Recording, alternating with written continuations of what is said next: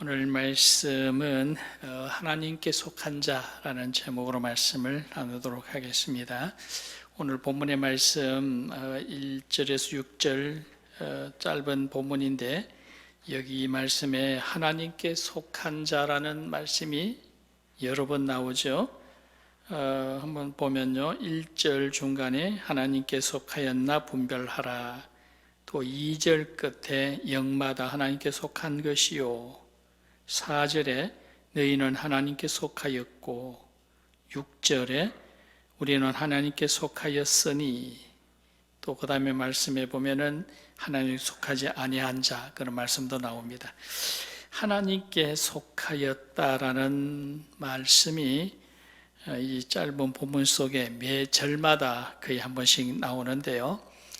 그래서 오늘 제목을 하나님께 속한 자, 그렇게 제목을 정했습니다. 하나님께 속한 자. 그리고 1절에 시작하는 말씀은 하나님께 속하였나 분별하라, 또 그렇게 시작이 되어지죠. 1절 앞에 말씀, 영을 다 믿지 말고 오직 영들이 하나님께 속하였나 분별하라. 이 영을 분별하는 것, 진리의 영과 거짓 영을 분별하라, 그런 말씀이죠. 6절 제일 끝에도 보면은 진리의 영과 미혹의 영을 이로써 아느니라, 그렇게 되어 있습니다. 자, 하나님께 속한 자. 우리가 지금 요한일서 지금 지난주까지 3장을 다 봤는데요. 1장에서 3장까지 내용이 다 사랑하라는 내용이었죠. 서로 사랑하라. 그리고 그 말씀 속에는 정리해 보면은 사랑하는 자는 하나님께 속한 자이고 사랑하지 않은 자는 속하지 않은 자다, 그런 내용이었었어요. 그죠? 우리가 서로 사랑하면 우리 안에 그리스도가 계시고 또 우리가 그리스도께 속한 자이다. 세상이 그것을 안다 그랬고요.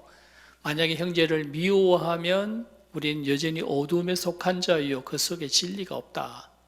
그렇죠? 지금까지 내용은 우리가 서로 사랑할 때 그것이 바로 하나님께 속한 것이다, 그런 내용이었었는데, 이제 오늘 본문의 4장에 들어오면서 진리의 영을 분별하라, 그렇게 되어 있습니다. 전체 내용은 하나님께 속한 자에 대한 내용인데, 쉽게 말하면은 진리의 영을 분별하는 자가 하나님께 속한 자다, 그런 내용이죠. 전체 내용을 보면은. 그래서 지난주까지 3장까지 내용은 사랑하라, 우리가 사랑하면 우리가 하나님께 속한 것이다, 그렇게 말씀하시다가 이제 4장에 들어서면서 진리의 영을 분별해라, 진리의 영을 분별하는 자가 하나님께 속한 자이다, 주제가 갑자기 바뀌었습니다. 이 무슨 의도일까? 사도 요한이 사랑의 얘기를 계속하죠. 사랑의 얘기를 계속하면서 사랑해라, 네가 사랑해야 하나님께 속한 자이다. 그러다가 갑자기 주제를 확 바꿔가지고 진리의 영을 분별해라, 진리의 영을 분별하는 자가 하나님께 속한 자이다, 이렇게 나옵니다. 왜 그랬을까? 짐작이 가죠. 우리가 사랑을 해야 되는데, 우리가 서로 사랑하고 모든 사람을 사랑을 해야 되는데, 그런데 사도 요한이 갑자기 말을 바꾼 것은 사랑을 하지만 아무나 사랑하지는 말란 얘기죠.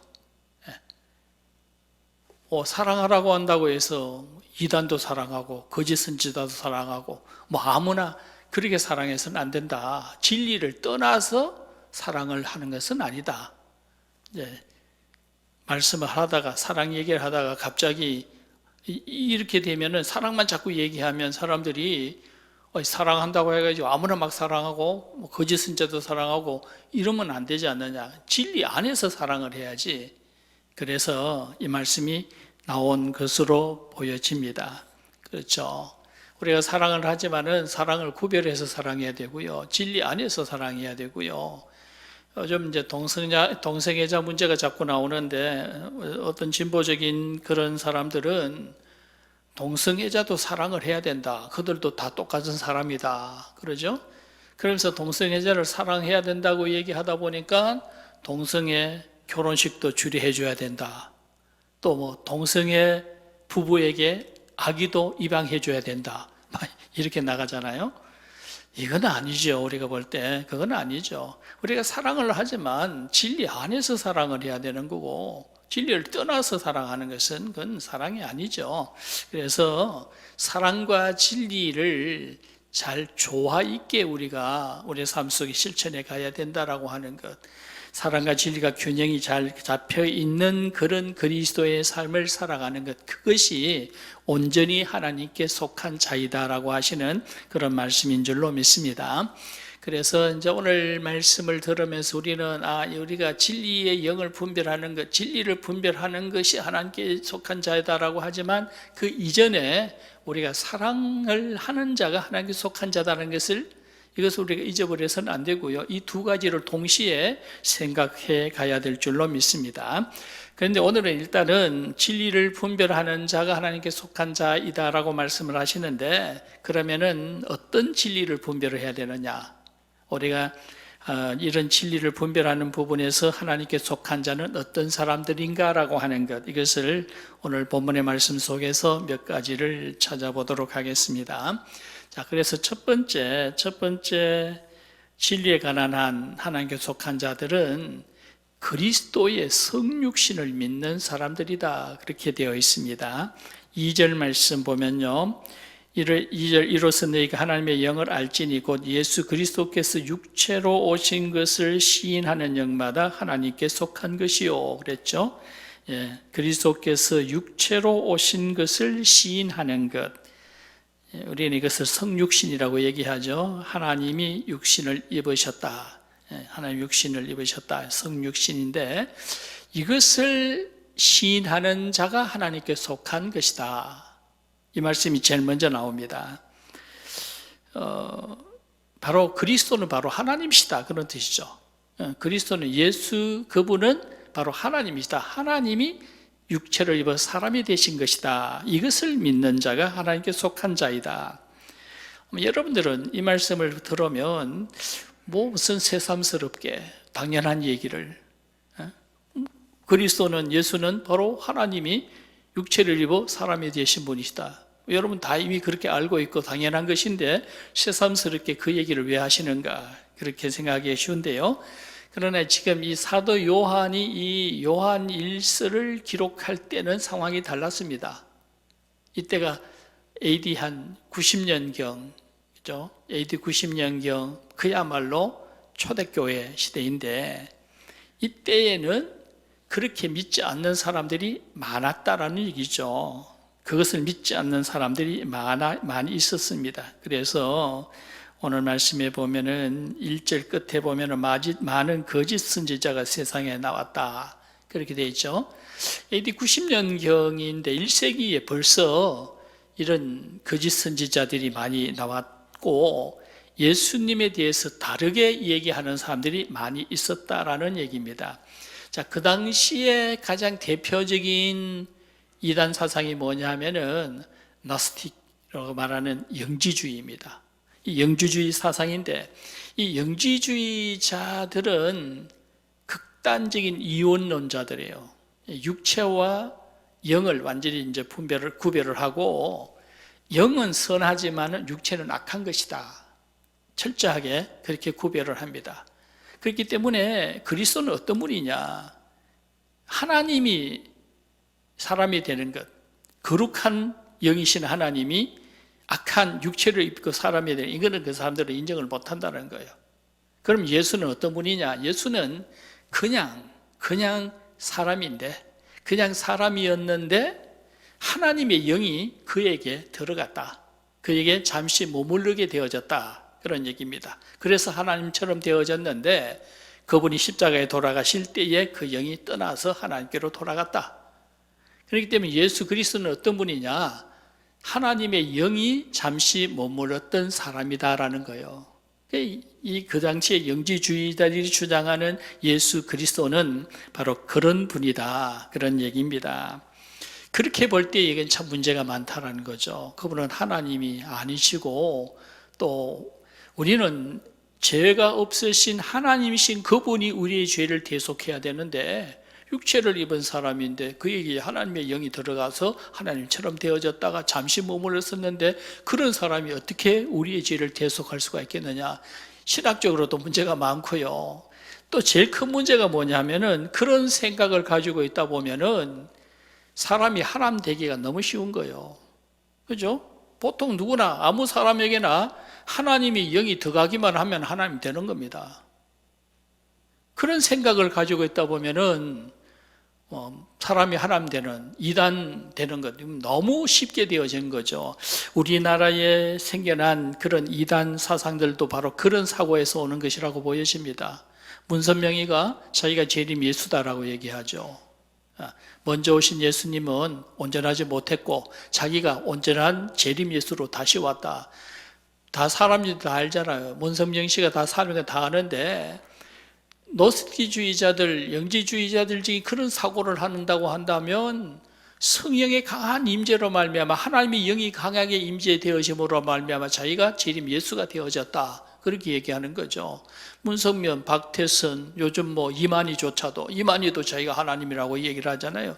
그렇기 때문에 사람이 하나님 되는 건 너무 쉬운 겁니다. 하나님의 영이 들어가기만 하면은 신이 되고 하나님이 되는 그런 모습이 된다라는 거죠. 요즘 하나님의 교회인가 그 간판 붙여 있는 하나님의 교회 안상홍 정인 이렇게 말하는데요. 안상홍 씨가 죽었잖아요. 안상홍 씨가 죽고 나니까 안상홍 씨랑 같이 일하던 여자가 있었는데 그 여자가 지금 또 자기가 하나님이 됐어요. 그래서 또 끌고 갑니다. 그 하나님의 교회, 요 마포에도 큰 교회가 하나 있더라고요.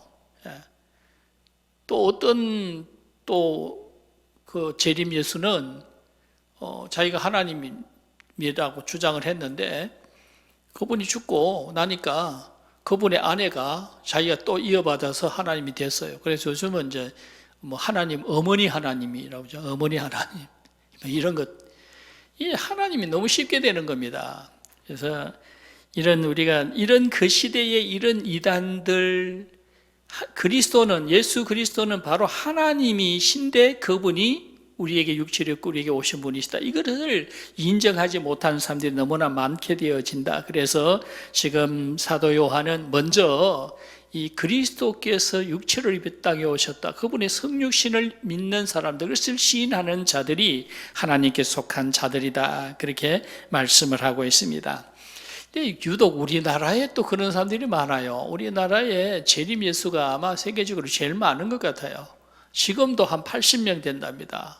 저희가 재림 예수라고 주장하는 사람들이. 그래서 유독 왜 우리나라에 그런 사람들이 많을까? 자기가 내가 재림 예수다 이렇게 주장할 때에 혼자 그 주장한다고 되는 건 아니잖아요. 그것도 따라가는 사람이 있으니까 그런 거죠. 그래서 어머니 하나님도 있고 별별 하나님이 다 있어요. 그죠? 왜 그럴까? 이게 왜냐하면 우리나라 사람들이 사람을 높이는 걸 너무 좋아해요.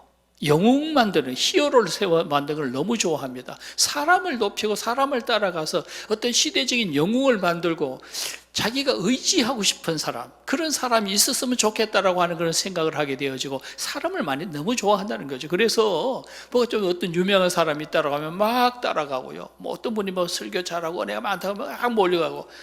그래서 한국 교회가 아마 세계에서 이런 대형 교회가 제일 많이 잘 생기는 교회가 아닌가. 사람을 높이는 걸 너무 좋아하고 영웅을 너무 좋아하는 것 같습니다. 정치도 그렇잖아요. 우리나라 정치는 사람 중심 정치를 합니다. 보통 미국 같은 데는 정당 정치죠. 대통령이 자기 마음대로 못해요. 정당의 정책을 따라가는 겁니다. 그런데 우리나라는 대통령 한번 세워놓으면 대통령 한 사람 생각으로 나라가 왔다 갔다 하는 거예요. 이 너무 사람 중심의 정치를, 아마 한국 사람들이 너무 사람을 너무 높이려고 하고 영웅 만들 걸 좋아하고 어떤 사람이 유명해지면 그것을 따라가는 이런 것이 너무 심한 것 아니냐. 그래서 우리가 그런 모습을 볼 때에 우리가 신앙생활 하면서 사람 너무 높이는 것 조심해야 된다는 거죠. 우리 스스로가 내가 자꾸 사람들 앞에 높아지려고 하는 그 자체가 얼마나 위험한 것인가, 우리가 이런 것을 조심해야 되고요. 사람을 높여서는 안 된다는 생각이 됩니다. 얼마 전에 만민중앙교회 이재롱 목사가 한참 시끄러웠었는데 그 MBC PD 수첩에서 이제 그 이재롱 목사 만민중앙교회 그것을 몰래 들어가서 촬영을 했잖아요. 그래서 이제 PD 수첩에서 이제 방영을 했는데 거기 어떤 장면이 나오냐 하면은 그 이재롱 목사가 강단에 딱 올라서니까 빛이 쫙 그분에게 비쳐요. 그리고 하늘에서 이 금가루가 탁 떨어집니다. 금가루가 탁 떨어져. 뒤에 화면이 쫙 펼쳐지면서 천사가 보이고 내 짐승이 보이고 그러면서 음성이 들려오죠. 하나님께서 임재하셨다. 사람들이 막 일어서서 할렐루야 부르고 난리 법석을 떠납니다. MBC가 그걸 방영을 했어요. 그러면서 아주 신랄하게 교회를 비판을 했습니다. 우리가 그 모습을 보면서 참 한국교회 망했다 그런 생각이 들었어요. 얼마나 참 교회가 망신을 당하는가 그런 생각이 들었는데 재미있는 거는 몇 달 뒤에 통계가 그 방영이 있고 난 뒤에 MBC가 이 만민중앙교회를 신랄하게 비판하고 난 뒤에 교인 숫자가 훨씬 더 늘어났다는 거예요. 무슨 얘기를 하는 거예요? 사람들은 그런 식으로라도 영웅을 좋아하고요, 유명한 사람을 좋아하고 무조건 따라가는 이런 모습들을 보이는 것이다. 참 우리가 정말 한국교회가 조심해야 될 부분들 너무 사람을 높이는 거예요. 그래서 조심해야 되고요. 교회 지도자도 우리가 그냥 존경하는 정도는 이해가 되지만 마치 하나님처럼 떠받들고 뭐 하나님의 다음의 사람이 이런 것은 우리가 하지 않아야 돼요. 정말 그것이 위험하고 그런 모습들 때문에 이단이 생겨나는 거다. 문선명 씨나 이만희 씨나 다 처음에는 다 순수하게 신앙생활을 했던 사람들인데 성령이 임하면 성령의 임재를 경험하게 되어져 성령이 충만해지고 또 사람들이 막 구름대처럼 몰려들고 그러다 보니까 결국 그런 모습이 나오게 되어진 것이 아니냐. 우리가 그런 생각을 할 때 참 조심해야 될 그런 부분인 줄로 믿습니다. 오늘 본문의 말씀 속에서 그리스도께서 육체로 오신 것을 시인하는 자가 하나님께 속한 자이다. 이 말씀이 무슨 뜻이겠습니까? 바로 예수 그리스도는 하나님이 사람이 되신 분이다. 그런 말씀이잖아요. 다시 말하면은 사람은 절대로 하나님이 될 수 없다. 못 박는 겁니다. 절대로 사람은 하나님이 될 수가 없고 사람은 사람들에게 숭배를 받을 수가 없고 사람이 하나님처럼 어떤 높임을 받아서는 안 된다라고 하는 것, 이것을 아예 딱 못 받고 선언하는 그런 말씀인 줄로 우리가 깨달아 알아야 될 줄로 믿습니다.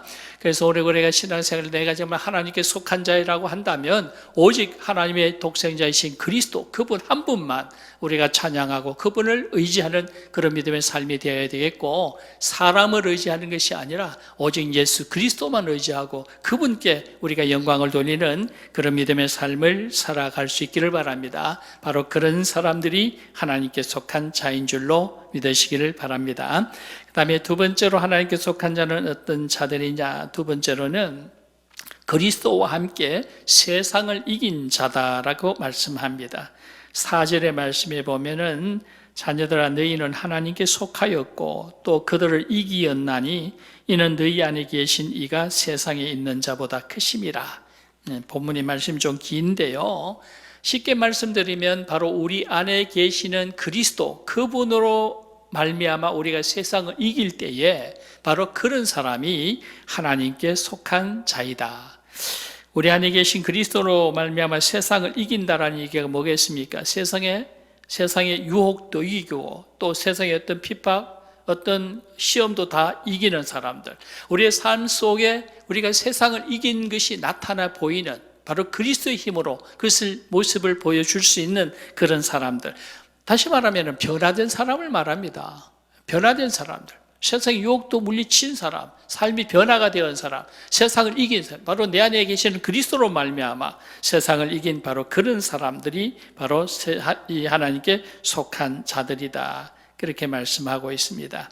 지금 그 말씀 속에 끝부분의 말씀에 보면은 세상, 자 4절 끝에 너희 안에 계신 이가 세상에 있는 자보다 크심이라. 너희 안에 계시는 이는 바로 그리스도이고요. 그가 세상에 있는 자보다 크다라는 의미가 무엇이겠습니까? 세상에 있는 자가 뭡니까? 세상에 있는 자, 바로 세상을 주관하는 자, 공중 권세 잡은 자, 악한 영들을 말하죠. 사탄을 말합니다. 그러나 그리스도는 그들보다 크다. 그리스도는 사탄의 어떤 권세보다도 그리스도의 능력은 훨씬 더 위대하고 크신 분이시다라고 하시는 바로 그런 말씀을 하고 있습니다. 그렇기 때문에 우리가 세상에 살면서 사탄의 유혹을 받죠. 마귀가 우리를 자꾸 유혹하고 우리를 넘어뜨리려고 하지만은 우리 안에 계시는 그리스도로 말미암아 그런 시험들을 다 물리친 사람들. 이미 우리는 그런 경험을 가지고 있는 사람들입니다. 다시 말하면 우리 안에 그리스도가 우리를 사망의 권세에서 이기게 하시고 우리를 사망에서 생명으로 이미 옮겨 놓으신 거죠. 우리가 구원받은 사람, 내가 구원의 확신이 있는 그런 사람들은 이미 내 안에 계신 그리스도로 말미암아 우리가 세상을 이긴 사람들입니다. 그것을 확실하게 믿는 믿음을 가진 사람들이 바로 하나님께 속한 자들이다라고 하는 그런 말씀입니다. 우리가 세상을 살아갈 때에 그래서 내가 정말 하나님께 속한 사람이라고 한다면 시험을 이기고 유혹도 물리치고 어떤 어려움도 항상 이겨내는 승리하는 그런 모습을 우리가 보여줘야 된다. 내게 그런 능력이 있느냐? 유혹이 항상 있죠. 시험도 항상 있고요. 무슨 어떤 그런 세상적인 유혹, 불경건한 유혹, 어떤 육적인 유혹 많은데 이것을 다 물리치고 이기는 모습을 보여주는 그런 모습이 내 속에 있느냐. 이것이 내가 바로 그 하나님께 속한 자라고 하는 그런 증거가 된다라고 하는 말씀입니다. 어떤 여자 집사님이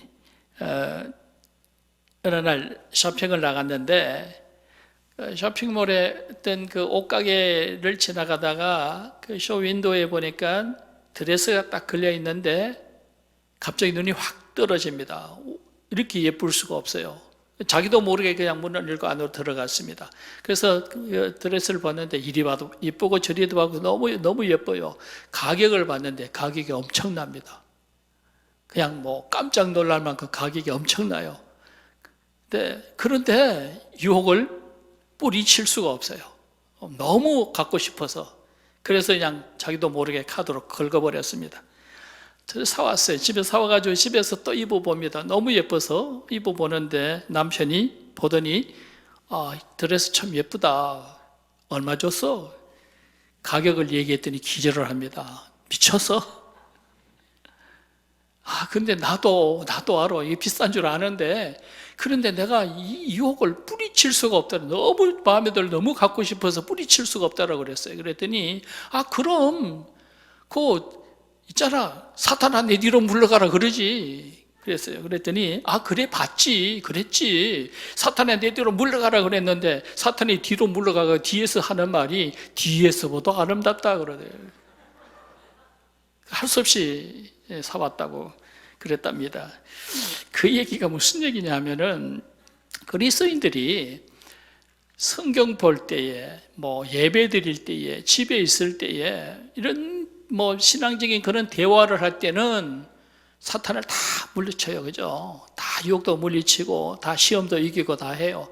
그런데 어떤 삶의 현장에 들어가서는 그냥 사탄한테 지고 만다는 거죠.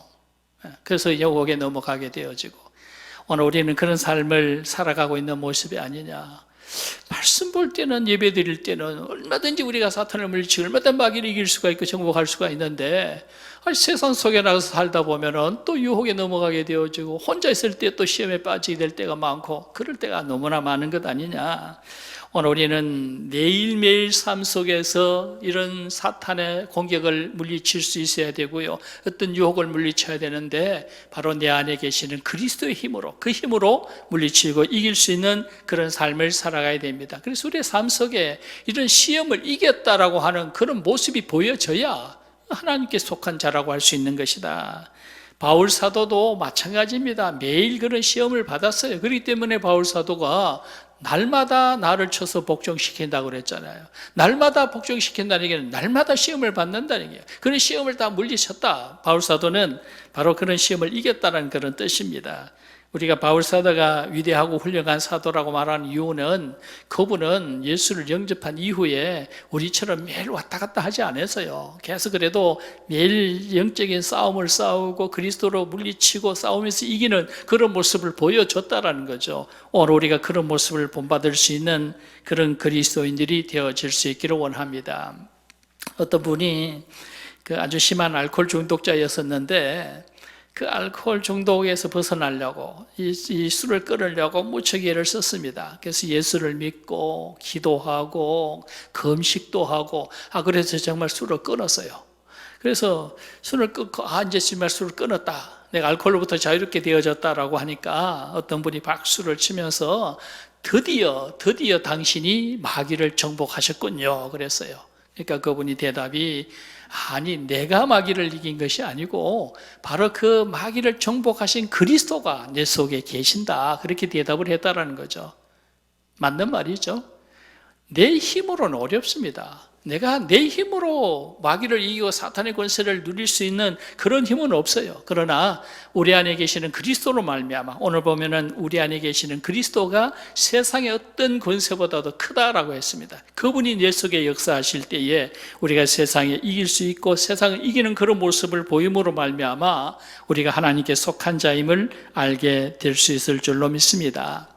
예수 그리스도 그분은 사망의 권세를 이기신 분입니다. 사망의 권세를 이기신 그분이 내 삶 속에서 내 삶을 주관하신다 한다면 내가 무엇을 이기지 못하겠어요? 어떤 유혹도 우리는 물리칠 수 있을 줄로 믿습니다.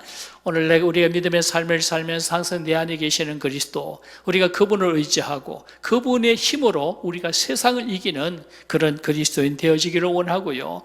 그 모습을 우리는 사람들에게 보여줘야 될 줄로 믿습니다. 그래서 사람들이 우리를 볼 때에 그 시험을 어떻게 이겼을까? 그런 유혹을 어떻게 물리칠 수가 있었을까? 그 안에 계시는 저 사람 안에 있는 바로 예수 그분의 힘일 것이다라고 하는 것, 이것을 우리가 보여줄 수 있는 그런 믿음의 사람들이 되어지기를 원합니다. 지난번에 우리가 다니엘서 볼 때에 다니엘은 엄청난 시험을 받았어요. 왕의 신상에 절하지 아니하면 사자의 밥이 되는 그런 시험을 받습니다. 그러나 다니엘은 그것을 이기죠. 내가 사자밥이 되더라도 나는 왕의 신상에 절할 수 없고 나는 하나님 앞에 기도할 수밖에 없다. 매일같이 기도하죠. 그리고 사자굴이 던져졌습니다. 다리오 왕이 그 다음날 새벽같이 일어나서 어떻게 됐냐 달려가 봅니다. 다니엘은 태연하게 사자와 함께 있습니다. 왕이 어떻게 된 일이냐라고 했을 때에 주께서 사자의 입을 봉하셨습니다 라고 말하죠. 다리오는 그때 전국에 이 편지를 보내서 조서를 보내서 다니엘의 하나님, 이제부터는 다니엘의 하나님을 두려워하고 그만 섬겨라. 그 하나님이야말로 유일하신 하나님이시다 라고 선포를 하지 않습니까? 오늘 우리가 세상에 살면서 내가 하나님의 사람, 내게 하나님께 속한 사람이라고 한다면 내 안에 계신 그리스도가 어떤 분인지를 보여줘야 하고 그 그리스도를 말하면 세상의 시험과 유혹을 이기는 그런 모습을 보여줘야 될 줄로 믿습니다. 이것이 바로 우리가 하나님께 속한 자임을 알리는 것이고 또 내 자신이 그런 것을 경험하고 살아갈 때에 내가 바로 하나님의 사람이라고 하는 것을 내 스스로가 깨달아 알게 될 수 있을 줄로 믿습니다. 오늘 우리가 믿음으로 승리하고 내 안에 계신 그리스도의 힘으로 세상을 이기는 그런 신실한 그리스도인들이 되어지기를 원합니다.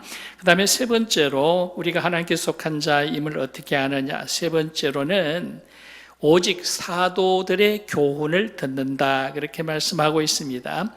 5절 말씀에 보면은 그들은 세상에 속한 거로 세상에 속한 말을 듣고 6절에 우리는 하나님께 속하였으니 하나님을 아는 자는 우리의 말을 듣는다. 그렇게 되어 있죠. 하나님께 속하지 않은 자는 우리 말을 듣지 아니한다. 이로써 진리의 영과 미혹의 영을 안다라고 그렇게 되어 있습니다. 자, 세상에 속한 자들은 세상의 말을 듣습니다. 그러나 너희는 바로 우리의 말을 듣는다. 바로 하나님께 속한 자들은 사도들의 말을 듣는다. 그렇게 되어 있습니다. 여기 말하는 우리의 말은 바로 하나님의 말씀을 말하는 거죠. 우리가 전한 하나님의 말씀을 듣는다. 여기서 왜 하나님의 말씀을 듣는다라고 하지 않고 우리의 말을 듣는다라고 했을까? 왜 그렇습니까? 왜냐하면은 하나님의 말씀이라는 것이 그 당시에 가짜가 너무나 많았어요. 너도 나도 하나님의 말씀이라고 얘기합니다. 유태인들도 마찬가지고 이 너스틱 영지주의자들도 말하고 거짓 선지자들도 가짜가 너무나 많은 거예요. 다 하나님의 말씀이라고 얘기하는데 여기서 우리의 말이라는 것은 바로 사도들의 말입니다. 사도들은 그리스도께서 직접 명하신 그 명을 받은 사람들이죠. 연에 나가서 사람들에게 복음을 전하고 제자로 삼고 성령으로 세례를 줘라. 그리스도께서 친히 직접 말씀하신 그런 사람들이고, 바로 이 사도들은 하나님의 영감을 받은 사람들입니다. 이 사도들이 전하는 말은 바로 하나님의 말씀이고요. 결국 사도들은 그 말씀을 하나님의 영감으로 기록을 해서 우리에게 남겨주셨습니다. 그렇기 때문에 이 하나님의 말씀, 정확한 하나님의 말씀을 듣고 그 말씀만 듣는 그런 사람들이 하나님께 속한 자들인데, 우리가 아무 말이나 들어서는 안 된다는 거죠. 우리는 사도들이 영감으로 기록해 놓은 정확한 하나님의 말씀, 이 말씀만 우리가 듣는 그런 사람들이 되어져야 될 줄로 믿습니다. 물론 세상에 속한 말은 이런 거짓 정보, 그리스도에 대한 이 가짜 말씀, 이 말씀만 말하는 것은 물론 아니겠죠. 세상에 속한 말들, 세상의 지식이나 어떤 세상의 학문들, 상식들, 이런 것들도 다 포함되어질 줄로 합니다. 그래서 우리가 이것을 분별을 해야 된다. 세상에 속한 말들을 우리가 무조건 듣지 말아라, 그런 건 아니죠. 세상에 속한 말들, 세상의 학문들, 수학이나 과학이나 의학이나 또 무슨 일반 상식들, 어휘수들, 이런 것들이 얼마나 우리 인류의 발전에, 문명에 도움을 주었습니까? 또 우리가 세상을 살아가는데 우리를 편리하게 해주고 도움을 주죠. 이 모든 것들 다 우리가 들을 필요가 없다, 그런 건 아닙니다. 그런 건 아니지만은, 그러나 우리가 분명하게 해야 될 것이 뭐냐면은, 그런 세상적인 지식이나 학문들이 우리가 살아가는 데 편리함을 주고 어떤 문명을 발전시키는 데는 유익한지 모르지만, 그런 것들이 우리에게 영원한 생명을 주지는 못한다는 거죠.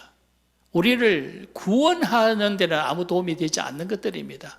그렇기 때문에 우리가 어떤 말씀을 들어야 되느냐, 어떤 말이 세상에 속한 말이냐, 아니면 사도들이 전한 말이냐, 어떤 말이 더 중요한 것이라는 것을 우리가 구별을 해야 되는 거죠. 세상적인 학문, 세상적인 지식 필요하긴 하지만 꼭 필요한 건 아닙니다. 없어도 괜찮아요. 그러나 하나님의 말씀, 사도들이 전하는 이 하나님의 말씀, 이거는 우리가 듣지 않으면 안 되는 말씀이죠. 여기는 생명의 말씀이잖아요. 우리가 이것을 구별해야 됩니다. 그런데 우리가 세상을 살 때 보면은 세상에 속한 말들은 엄청 많이 들어요. 그냥 홍수의 정보 속에서 엄청 많이 듣고 하나님의 말씀은 조금 듣습니다. 우리가 그렇게 살면 안 된다는 거죠. 하나님께 속한 사람이라고 하면은 하나님의 말씀을 많이 들어야 하고요. 세상적인 지식 정보는 조금씩만 들어도 됩니다. 우리가 그걸 구별하고 살아가야 될 줄로 믿습니다. 하나님의 말씀 속에는 엄청난 보화가 들어있다. 하나님의 말씀 속에는 하나님의 계획이 있고요. 하나님의 지혜가 들어있고요. 그 속에는 성령이 주시는 기쁨이 있고, 그 속에는 세상을 살아가는 바른 교훈이 들어있고, 하나님의 말씀 속에는 위로와 평강이, 성령의 능력이 그 속에 다 들어있다, 그런 말씀입니다. 그렇기 때문에 하나님께 속한 사람들은 이 하나님의 말씀을 자꾸 들으려고 한다. 이 하나님의 말씀을 듣는 것이 우리의 삶 속에 얼마나 큰 축복이며 얼마나 큰 은혜냐, 이것을 깨달아 알고 살아가야 된다. 토마스 제퍼슨은 만약에 성경이 없으면 이 인류는 이미 망했을 것이다. 하나님의 말씀이 있기 때문에 그래도 인류가 이만큼 이렇게 발전되어 가는 것 아니냐, 그렇게 얘기를 했습니다. 우리가 하나님의 백성, 하나님께 속한 사람이라고 한다면은 세상의 말을 듣는 것보다 하나님의 말씀을 들으려고 해야 된다. 만약에 우리가 집에 어른을 모시고 사는 사람이 있다고 한다면 아침에 일어나면 어른에게 가서 문안 인사드리죠. 먼저 어른과 대화를 제일 먼저 합니다. 우리가 하나님께 속한 사람이라고 한다면 우리는 아침에 일어나면 제일 먼저 하나님의 말씀을 들으려고 해야 된다. 오늘 내게 주시는 하나님의 말씀 무엇일까? 오늘 하나님의 계획은 무엇일까? 나를 향하시는 하나님의 뜻은 무엇일까? 하나님 앞에 기도하고 하나님 말씀을 듣고 말씀을 통해서 하나님의 뜻을 헤아려 알려고 하는 이런 모습으로 살아가는 것, 이것이 바로 하나님께 속한 사람의 모습이다라고 하는 그런 말씀이죠. 그런데 여기에 우리는 하나님께 속하였으니 하나님의 말씀, 사도가 전한 교훈의 말씀을 듣는다라고 했는데, 이 듣는다라고 하는 이 단어를 좀 한 번 더 생각해야 되죠. 듣는다는 뜻이 뭐냐? 그냥 귀로만 듣는 것이 아니잖아요. 듣는다라고 하는 것은 가슴으로 듣고 그것을 삶 속에 실천하는 것, 이런 것이 듣는 겁니다. 하나님께 속한 사람은 말씀을 그냥 듣기만 하는 것이 아니고 그 말씀을 가슴에 새기고 그 말씀을 실천하는 그런 모습을 보이는 사람, 그런 사람이 신실하게 하나님께 속한 사람이다라고 하는 말씀이죠. 예를 들면은 교회에 어떤 두 분 집사님이 자꾸 서로 싸웁니다. 만나면 서로 싸우고 티격거리고 그래요. 목사님도 알아요. 어느 날 목사님이 설교를 하는데 화해의 설교, 서로 사랑하고 용서하라는 그런 설교를 했습니다. 두 분이 다 설교를 듣고 나름대로 은혜를 받았어요. 설교 끝나고 난 뒤에 따로따로 목사님에게 다 목사님 오늘 말씀 은혜 받았습니다 그랬어요. 그런데 조금 있다 나가가지고 또 싸워요. 이거 하나 말씀을 들은 겁니까? 안 들은 겁니까? 그건 들은 것이 아니잖아요. 들었다라고 하는 것은 듣고 그것이 삶 속에 실천되어지는 것, 이것이 들은 거죠. 하나님의 말씀은 그렇게 들어야 될 줄로 믿습니다. 말씀을 듣고 그것이 삶에 실천되어지는 그런 모습을 보이는 사람들, 그런 사람이 하나님께 속한 사람이지 맨날 듣고 귓가에 흘려보내는 사람, 그런 사람 하나님께 속한 사람이 아니다. 옛날 유럽에서 이 교회 지도자들이 모여서 성경 해석에 대한 대화를 많이 했습니다. 어떻게 해석하는 것이 바른 해석이냐? 성경 해석법에 대해서 서로 많은 대화를 나눴는데 그때 알레이 토레이 목사님이 무슨 얘기를 했느냐 하면 그분이 한 유명한 말이 있는데요. 성경을 가장 바르게 해석하는 것은 자기 삶으로 성경을 해석하는 것이 가장 바른 해석이다 그랬어요. 성경을 많이 아는 게 중요한 것이 아니다. 뭔가 새로운 것 알려고 하는 게 중요한 것이 아니고 내가 들은 말씀을 내 삶 속에 실천하고 삶으로 증명해 보이는 이런 모습이 보일 때에 가장 성경을 바르게 해석한 것이다. 오늘 우리가 그런 모습을 보이고 살아갈 수 있기를 바랍니다. 언젠가 수박 농사 짓는 농부한 얘기가 굉장히 인상에 남았는데요. 수박 농사 짓는 농부가 무슨 얘기를 했냐면 이제 수박 씨를 심는데 수박 씨가 이 수박 씨를 덮고 있는 흙, 자기 몸무게의 20배가 넘는 그 흙을 봄이 되면은 그 흙의 무게를 덜쳐내고 거기서 하얀 이 싹이 솟아 올라오는 것. 자기는 그걸 볼 때마다 너무 신비하다. 그 수박 씨 땅속에서 그 무거운 흙을 뚫고 올라오는 그 힘이 어디 있을까? 그게 너무 신기하다. 수박 농사 짓는 분이 그런 얘기를 한 것을 들었습니다. 하나님의 말씀은 어떻습니까? 하나님의 말씀이 우리 속에 들어왔을 때에는 수박 씨가 가지고 있는 능력은 비교가 안 되죠.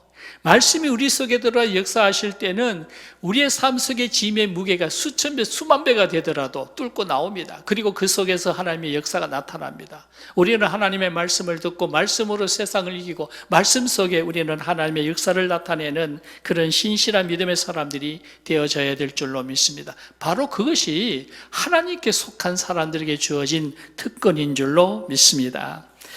오늘 우리가 말씀을 정리해 보죠. 하나님께 속한 자들은 어떤 자들이냐? 첫째, 믿는 것.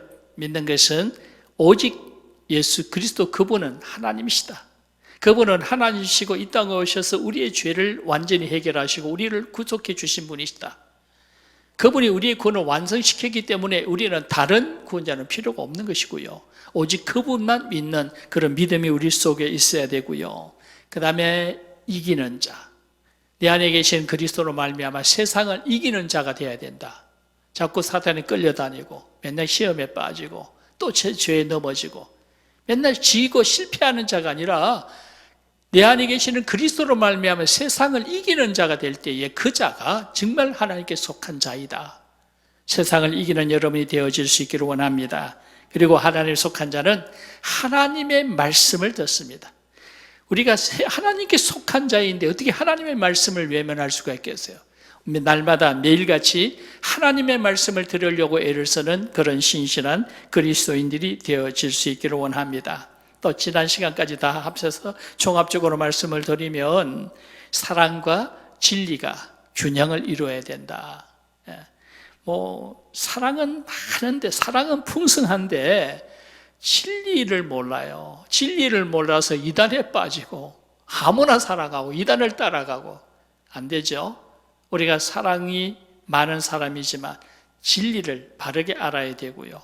또 진리는 많이 아는데, 진리를 많이 하고 진리를 남에 가르치기도 하는데 사랑이 없어. 너무 차가워, 냉정해. 안 된다는 얘기죠. 진리를 많이 아는 만큼 사랑이 풍성한 사람이 되고 용서하고 용납하는 것이 풍성한, 또 연약한 자를 돌아볼 줄 아는 그런 믿음의 삶을 살아가는 그런 모습들 되어지기를 원합니다. 그래서 사랑과 진리가 잘 균형을 이루고 조화를 잘 이루어서 하나님께서 기뻐하시는 그런 신실한 그런 그리스도인의 삶이 되어질 수 있기를 원합니다. 하나님께 속한 여러분들에게 하나님께서 긍휼을 베푸시기를 원합니다. 기도하겠습니다.